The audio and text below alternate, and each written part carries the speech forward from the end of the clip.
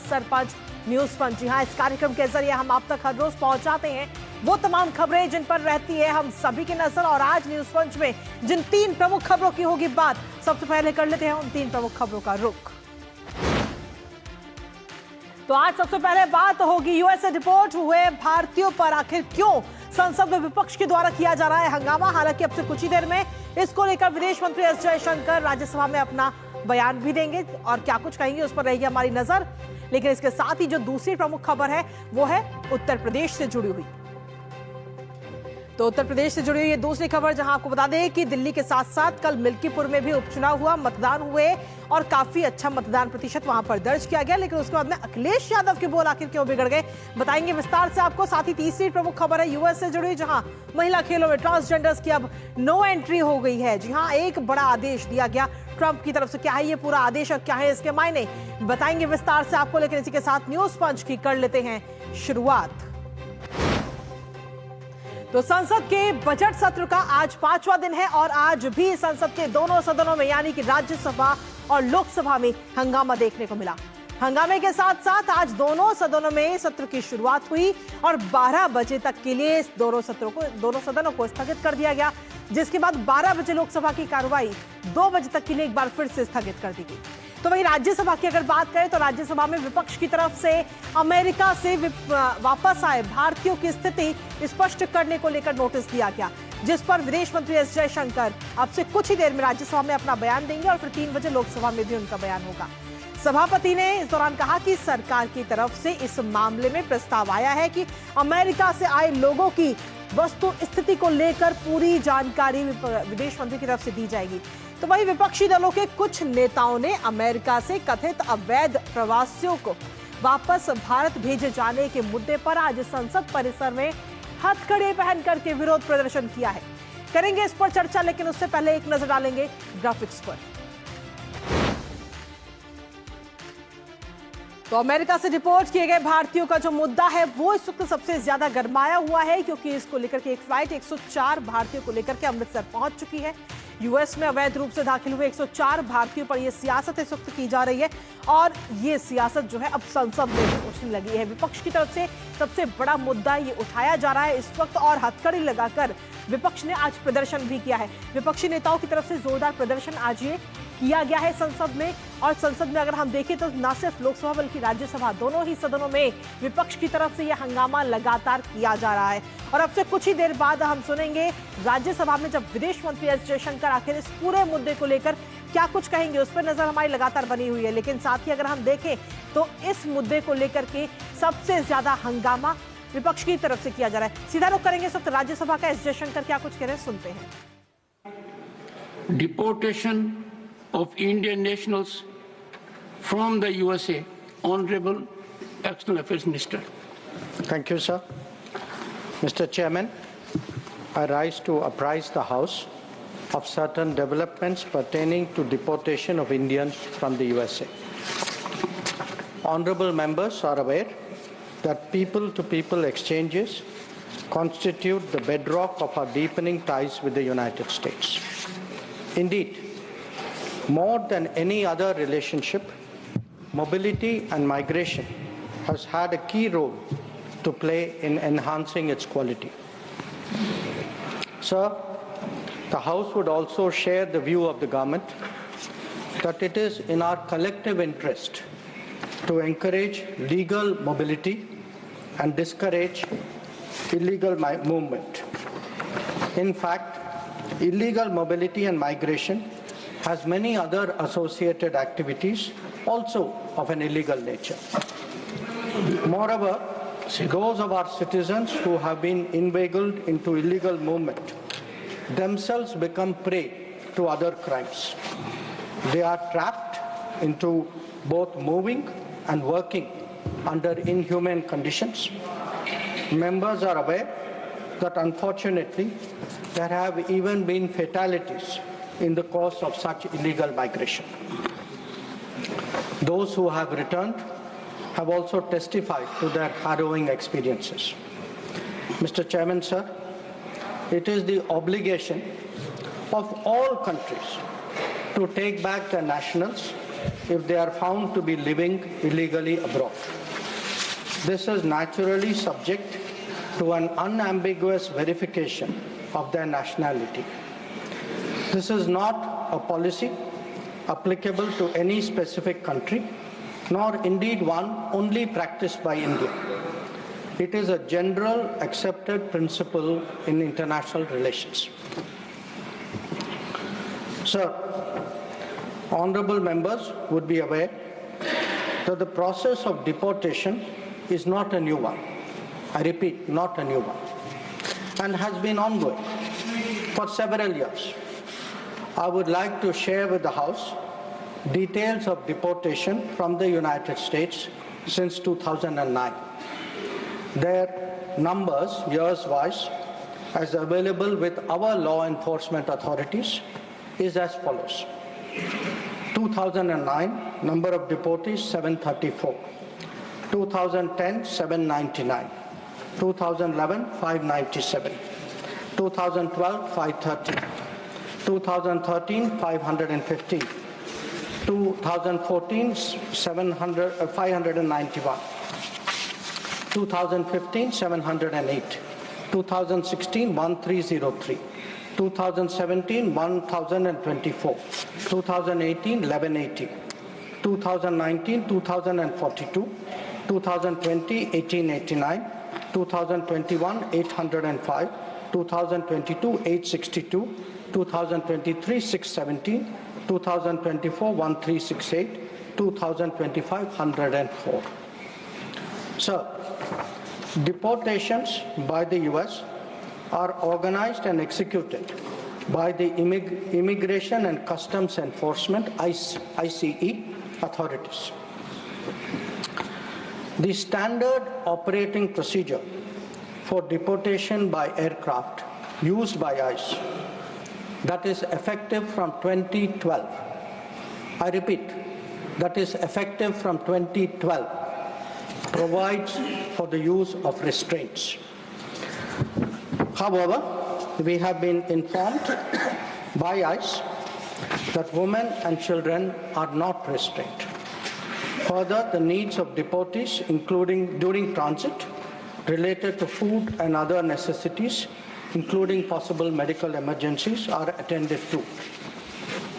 During toilet breaks, deportees are temporarily unrestrained if needed in that regard.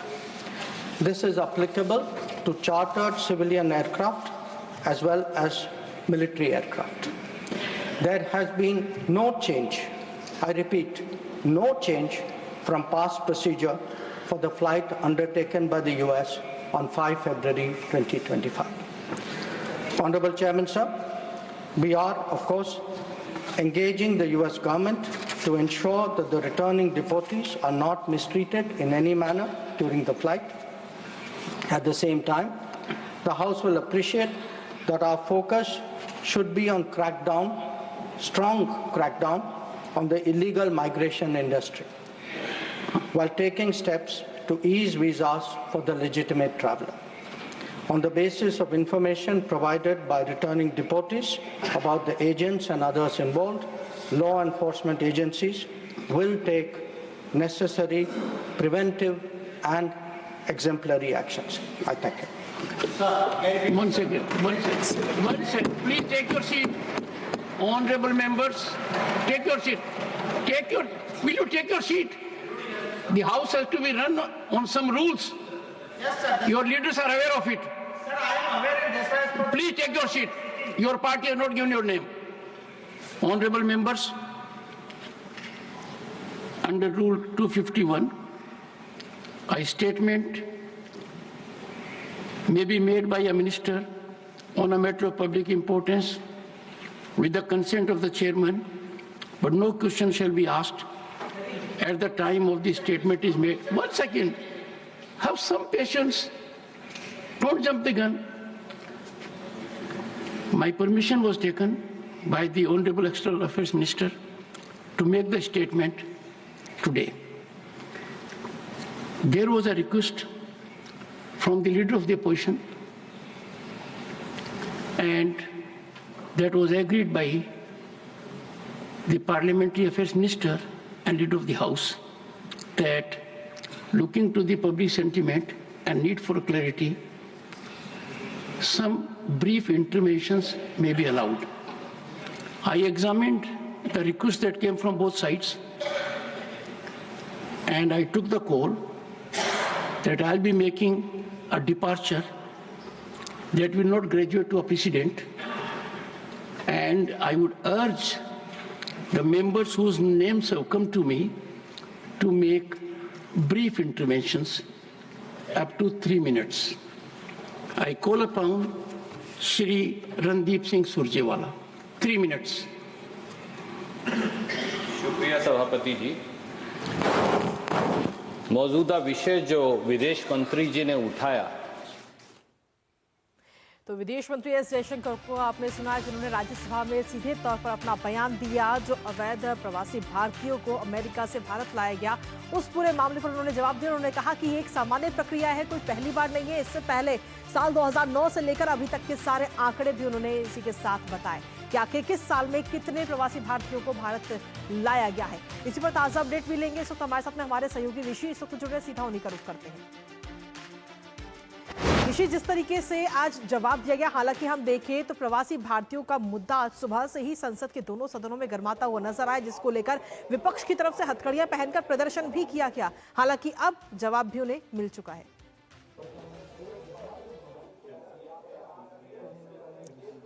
बिल्कुल, देखिए, जिस तरीके से आज सुबह से ही इस मसले को विपक्ष ने उठाने की कोशिश की और हंगामा शोर शराबा किया, साथ ही साथ संसद भवन परिसर में भी प्रदर्शन किया, उसके बाद हमने देखा कि राज्यसभा में सबसे पहले एक तो सभापति की तरफ से सरकार से पूछा गया कि आप इस मामले में क्या कहना चाहते हैं। तो सरकार की तरफ से तत्काल ये प्रतिक्रिया आई कि इस मामले में विदेश मंत्री 2 बजे बयान देंगे। और इस मामले में सभापति ने भी कहा कि विदेश मंत्री ने खुद इस मामले में कहा था, एक सुमोटो नोटिस लेते हुए, कि वो इस मसले पर अपनी स्थिति को स्पष्ट करना चाहते हैं। अब इसमें जवाब हमने देख लिया है, सबने सुना भी है कि किस तरीके से भारत सरकार ने इस मसले में चीजों को टेक ऑफ किया है। अब इसमें एक जो महत्वपूर्ण पहलू ये है कि सबसे पहले विदेश मंत्री ने बिंदुवार तरीके से बताया कि नीतियां क्या रही हैं इस मसले में, और वहां की विदेश नीति किसी भी देश के से संबंधित नहीं, सिर्फ बल्कि सभी देशों के लिए एक जैसी रही है।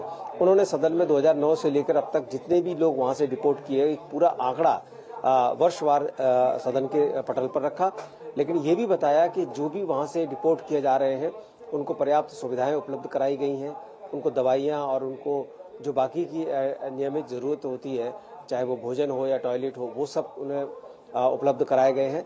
और इसके अलावा विदेश मंत्री ने साफ तौर से कहा कि जो भी बातें विपक्ष उठा रहा है, उन सब चीजों को लेकर भी पहले से ही सरकार ने अपने विदेश मंत्रालय की तरफ से अमेरिकी सरकार के सामने स्थिति को स्पष्ट किया और कहा है कि किसी भी तरीके का अमानवीय व्यवहार किसी भी भारतीय के साथ नहीं होना चाहिए। ये बात पहले ही उन्होंने कहा कि हमने विदेश मंत्रालय के माध्यम से उनको अवगत कराएगी और अपनी चेतनाएं, जो चिंताएं हैं, वो व्यक्त की हैं इस मसले में।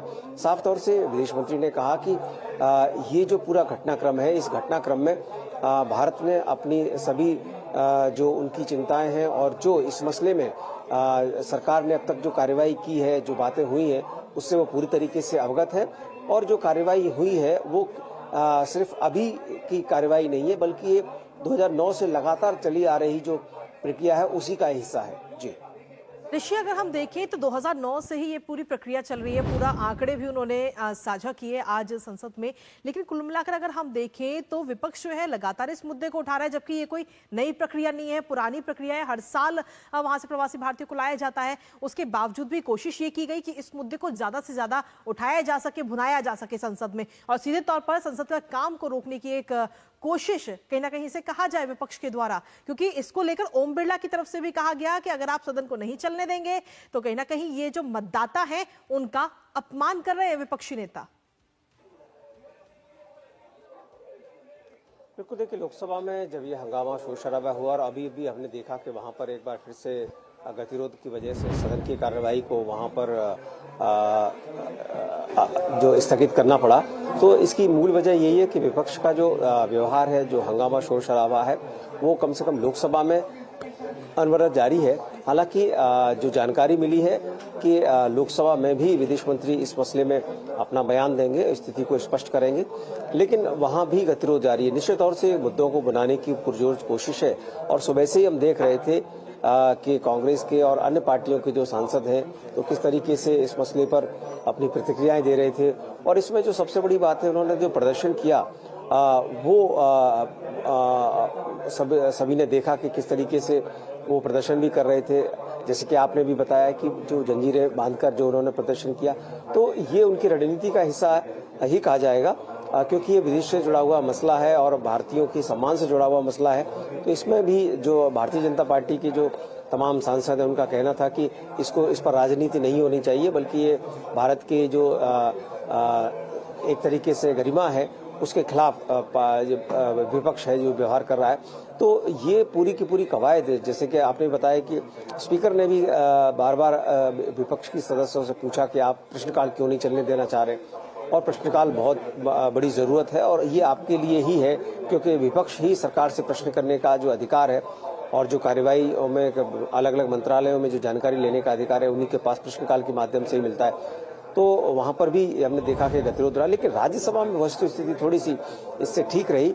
वहां पर जैसे ही सरकार ने कहा कि हम इस मसले पर 2 बजे वक्तव्य देंगे, तो वहां पर एक तो चेयर को धन्यवाद दिया गया नेता प्रतिपक्ष के द्वारा कि इस मसले में सरकार ने त्वरित कार्रवाई करते हुए ये बताया कि कम से कम सदन में कि वो कितने बजे अपना बयान देंगे और सदन को इस मसले में पूरी जानकारी देंगे।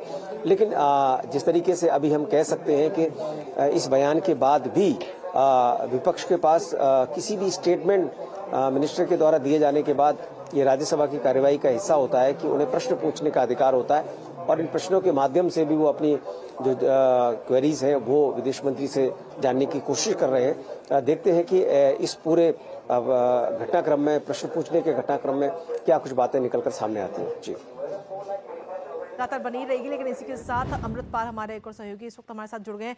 अमृतपाल, अवैध प्रवासी भारतीयों का मुद्दा सबसे ज्यादा गर्माता हुआ इस वक्त नजर आ रहा है। खासतौर पर संसद में जो विपक्षी दल हैं वो इस मुद्दे को सबसे ज्यादा भुना रहे हैं। हालांकि इसको लेकर भी एस जयशंकर ने अपना जवाब भी दिया और उन्होंने कहा कि ये कोई नई प्रक्रिया नहीं है, सालों से ये प्रक्रिया चलती आ रही है, हर साल ये प्रक्रिया होती है, लेकिन सिर्फ इसी बार संसद में इस मुद्दे को इस तरीके से उठाया जा रहा है। जी, विदेश मंत्री ने ये कहा कि इसको इस तरह से उठाया जा रहा है। उन्होंने आंकड़े दिए पिछले 2009 ऑनवर्ड्स के अपने स्टेटमेंट को सपोर्ट करने के लिए कि लगातार जो इलीगल इमिग्रेंट्स हैं उनको डिपोर्ट किया जाता है। पर ऑपोजिशन का भी हक है ये उठाना। अगर जैसी रिपोर्ट्स आ रही हैं और ऑपोजिशन अलेज कर रहा है कि लोगों को हैंडकफ किया गया, तो ये बिल्कुल हक है ऑपोजिशन का इस मुद्दे को उठाना, क्योंकि उनके देशवासियों का ये मिस ट्रीटमेंट है। तो उसका जवाब देते हुए उन्होंने कहा कि स्टैंडर्ड ऑपरेशन प्रोसीजर जो डिपोर्टेशन का है वो फॉलो किया गया। उन्होंने एक तरीके से ये भी माना कि हैंडकफ किया गया था लोगों को, पर जो विमेन और चिल्ड्रन थे, बच्चे और महिलाएं थी, उनको रिस्ट्रेन नहीं किया गया था। दूसरा, उन्होंने कहा कि उनको अनरिस्ट्रेन्ड एक्सेस थी, जो सुविधाएं आपको यूज करनी होती हैं जहाज में, तो वो सब थी। उन्होंने कहा कि हमने यूएस सरकार से भी आग्रह किया हुआ है कि किसी तरह का मिस ट्रीटमेंट ना हो, क्योंकि ये लोग कोई क्रिमिनल्स नहीं हैं। इलीगल उन्होंने ठीक है एंट्री की है यूनाइटेड स्टेट्स में, उसका एक प्रोसीजर है कि आप उनको डिपोर्ट कर दें, उनके पास कागजात नहीं हैं, उनको आप वापस भेज दें। तो मेरा ख्याल है कि ऑपोजिशन का बिल्कुल हक था ये मुद्दा उठाना, और उसका जवाब विदेश मंत्री ने सदन के पटल पर दिया। जी ठीक है, आप दोनों के पास वापस आएंगे, लेकिन इसी बीच एक बार फिर से अपने सभी दर्शकों को सुना देते हैं कि आखिर विदेश मंत्री की तरफ से अब से कुछ ही देर पहले राज्यसभा में क्या कुछ कहा गया है अवैध प्रवासी भारतीयों को लेकर। Mr. Chairman, I rise to apprise the House of certain developments pertaining to deportation of Indians from the USA. Honorable members are aware that people-to-people exchanges constitute the bedrock of our deepening ties with the United States. Indeed, more than any other relationship, mobility and migration has had a key role to play in enhancing its quality. Sir, the House would also share the view of the government that it is in our collective interest to encourage legal mobility and discourage illegal movement. In fact, illegal mobility and migration has many other associated activities also of an illegal nature. Moreover, those of our citizens who have been inveigled into illegal movement themselves become prey to other crimes. They are trapped into both moving and working under inhumane conditions. Members are aware that unfortunately there have even been fatalities in the course of such illegal migration. Those who have returned have also testified to their harrowing experiences. Mr. Chairman, sir, it is the obligation of all countries to take back their nationals if they are found to be living illegally abroad. This is naturally subject to an unambiguous verification of their nationality. This is not a policy applicable to any specific country, nor indeed one only practiced by India. It is a general accepted principle in international relations. Sir, honorable members would be aware that the process of deportation is not a new one. I repeat, not a new one, and has been ongoing for several years. I would like to share with the House details of deportation from the United States since 2009. Their numbers, years-wise, as available with our law enforcement authorities, is as follows. 2009, number of deportees 734. 2010, 799. 2011, 597. 2012, 530. 2013, 515. 2014, 591. 2015, 708. 2016, 1303. 2017, 1024. 2018, 1180. 2019, 2042. 2020, 1889. 2021, 805. 2022, 862.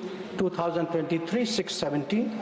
2024, 1368. 2025, 104.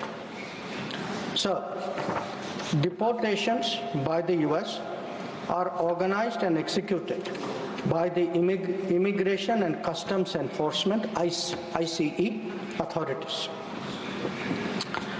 The standard operating procedure for deportation by aircraft used by ICE, that is effective from 2012. I repeat, that is effective from 2012, provides for the use of restraints. However, we have been informed by ICE that women and children are not restrained. Further, the needs of deportees, including during transit, related to food and other necessities, including possible medical emergencies, are attended to. During toilet breaks, deportees are temporarily unrestrained if needed in that regard. This is applicable to chartered civilian aircraft as well as military aircraft. There has been no change, I repeat, no change from past procedure for the flight undertaken by the US on 5 February 2025. Honorable Chairman, sir, we are, of course, engaging the US government to ensure that the returning deportees are not mistreated in any manner during the flight. At the same time, the House will appreciate that our focus should be on strong crackdown on the illegal migration industry, while taking steps to ease visas for the legitimate traveler. On the basis of information provided by returning deportees about the agents and others involved, law enforcement agencies will take necessary preventive and exemplary actions. तो सीधे तौर पर विदेश मंत्री को आपने सुना, जो सीधे तौर पर जो लगातार ये मुद्दा संसद में उठाया गया, प्रवासी भारतीयों का ये मुद्दा, और उस पर जवाब देते हुए राज्यसभा में नजर आए। हमारे साथ हमारे सहयोगी अमृतपाल और ऋषि दोनों लगातार बने हुए हैं। सीधा उन्हीं का रुख करेंगे। अमृतपाल, एक बार फिर से हमने अपने दर्शकों को सुनाया है कि आखिर विदेश मंत्री की तरफ से क्या कुछ कहा गया और किस तरीके से साल 2009 से लेकर के अभी तक के सारे आंकड़े भी पेश किए गए। लेकिन लगातार जो विपक्षी दल है, जो विपक्षी नेता है, वो इस मुद्दे को उठा रहे हैं कि आखिर हैंडकफ यानी कि जो हथकड़ी लगे हुए जो प्रवासी भारतीय आए हैं, उस मुद्दे को लगातार उठाया जा रहा है। क्या ये माना जाए कि संसद की जो चीजें हैं वो सुचारू रूप से ना चल पाए संसद, इसलिए जबरदस्ती इस मुद्दे को उठाया जा रहा है? अमृतपाल, नहीं, मेरा मानना ये है, मेरी रीडिंग इस पर ये है कि ये एक जेन्युइन कंसर्न है। आपके 104 लोग, जिसमें बच्चे और औरतें भी हैं, माइनर्स हैं, 4 साल का बच्चा है, 7 साल का बच्चा है, अगर तो इस पर क्लैरिटी सांसदों का बिल्कुल हक है, उनकी जिम्मेवारी भी है, क्योंकि ये उनके कॉन्स्टिट्यूएंट्स हैं। गुजरात से लोग हैं, पंजाब से लोग हैं, हरियाणा से लोग हैं, उत्तर प्रदेश से लोग हैं, चंडीगढ़ से लोग हैं, तो ये उनका बिल्कुल हक है। अब इस पर मंत्री को जवाब भी देना चाहिए, और जो मंत्री ने जवाब दिया, सरकार की जवाबदेही है सांसद को अगर ऐसा हुआ तो, जिसमें मिनिस्टर ने क्लैरिफाई किया कि देखिए, वेमेन और चिल्ड्रन की जहां तक बात है वो अनरिस्ट्रेन्ड थे, तो उनका साफ तौर पर ये कहना है कि उनकी मूवमेंट में कोई रिस्ट्रिक्शन नहीं थी। वो उन्होंने ये भी कहा कि देखिए, हम ये मानते हैं कि इलीगल माइग्रेशन और मोबिलिटी जो है वो किसी के हित में नहीं है। जो लोग लौटे भी हैं, उन्होंने अपने जो तकलीफदेह एक्सपीरियंसेस थे, उनके साथ जो वाकया गुजरे, वो भी बयान किए हैं, और उन्होंने कहा कि देखिए, वो क्राइम की तरफ में मुलव्विस हो जाते हैं, उनको मिसट्रीट किया जाता है, इनह्यूमन कंडीशंस में रहा जाता है। तो उन्होंने ये कहा कि जो 2012 के बाद standard operation procedure SOP follow हो रहा था, वही फॉलो हुआ है। जी बिल्कुल। चलिए, फिलहाल बहुत बहुत शुक्रिया अमृतपाल, और साथ ही ऋषि, आपका भी बहुत बहुत शुक्रिया तमाम जानकारी और अपडेट्स हमारे साथ साझा करने के लिए। इस पर अपनी नजर लगातार बनाए रखिएगा। तो अब इस पर विपक्षी पार्टियों का कुछ कहना है, उस पर रहेगी नजर लगातार। लेकिन इसी के साथ ही अब बात करेंगे मिल्कीपुर की। जी हाँ, बीते कल जहां दिल्ली के साथ साथ उत्तर प्रदेश के मिल्कीपुर में भी उपचुनाव हुआ था, जिसमें मिल्कीपुर की जनता ने बढ़ चढ़कर हिस्सा लिया, मतदान किया, और साल 2022 में 60.23% मतदान हुआ था। पर इस बार हुए इस उपचुनाव में 65.35% मतदान दर्ज किया गया है। इस सीट पर भारतीय जनता पार्टी की तरफ से चंद्रभानु पासवान और समाजवादी पार्टी की तरफ से अजीत प्रसाद के बीच कड़ी टक्कर देखने को मिली है। तो वहीं अब समाजवादी पार्टी के नेता चुनाव आयोग पर ही हमलावर होते हुए नजर आ रहे हैं। दरअसल समाजवादी पार्टी के प्रवक्ता राजेंद्र चौधरी का कहना है कि जिला प्रशासन और पुलिस ने इस चुनाव में जमकर धांधली